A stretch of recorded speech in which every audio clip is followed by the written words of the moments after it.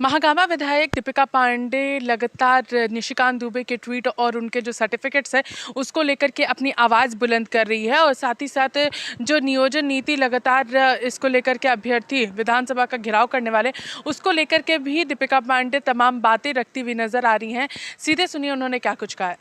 देखिए, निशिकांत दुबे जी लगातार फर्जी काम करते रहे हैं। गोड्डा में तो बहुत पॉपुलरली लोग जानते हैं, मैं उसी लोकसभा से हूँ कि फर्जी कांत दुबे के नाम से उनको जाना जाता है।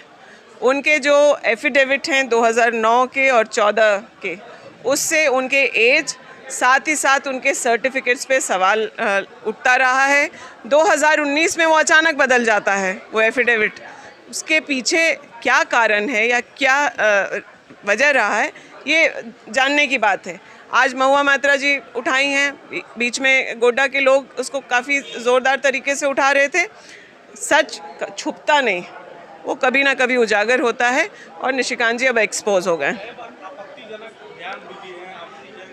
नहीं, वो सिर्फ मतलब आपत्तिजनक ही नहीं, खास करके वो महिलाओं के खिलाफ ऐसी बातें कहते रहे। अभी जो उन्होंने कहा है वो तो हर स्तर को पार कर गया है।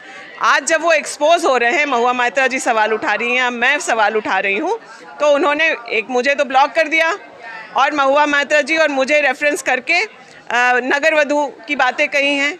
वो बताएं क्या हम लोग नगर वधू हैं? इनको राजनीति में जो महिलाएं आई हैं उनका सम्मान करना नहीं आता है क्या? आज उन्होंने जो कहा है, हम लोगों का अपमान किया है, ये छोटा मुद्दा है, लेकिन उन्होंने एक क्रिमिनल ऑफेंस किया है। उन्होंने अपने तथ्यों की जानकारी जो उनके एफिडेविट में है वो गलत दी है।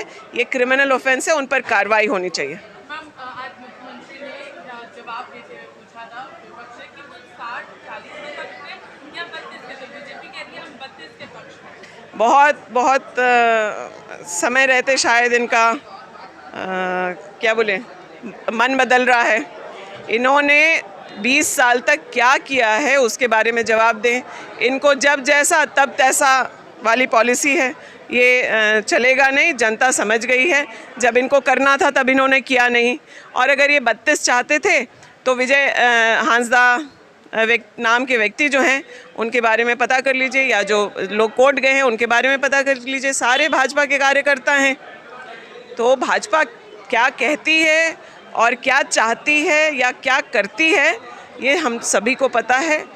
सामने कुछ पीछे कुछ, उनके कथनी करनी में एक समानता नहीं है। उन्होंने के बाद आप लोग विज्ञापन भी निकाल रहे युवाओं के लिए, लेकिन जो 40% ओपन फॉर ऑल है उसकी वजह से देखिए, बच्चों को हम लोग समझाने का प्रयास करेंगे, सरकार की ये जिम्मेदारी है। ये जो परिस्थिति उत्पन्न हुई है वो किस वजह से हुई है, किन बातों की वजह से हुई है, ये समझने की ज़रूरत है।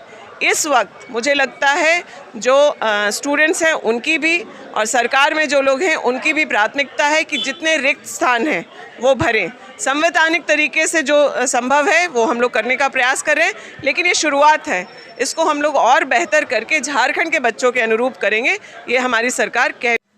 तो आप लोगों ने यहाँ पर दीपिका पांडे को सुना। उन्होंने स्पष्ट रूप से कहा निशिकांत दुबे के तमाम सर्टिफिकेट्स की यहाँ पर जांच होनी चाहिए। 2019 में वो सर्टिफिकेट किस तरीके से बदले, इस पर जांच होनी चाहिए। और साथ ही साथ यहाँ पर जो लगातार महिलाएं आवाज़ बुलंद कर रही हैं कि आखिर नगर वधू क्या है, क्या हम लोग नगर वधू हैं, इसको लेकर के भी उन्होंने अपनी बातें रखी हैं।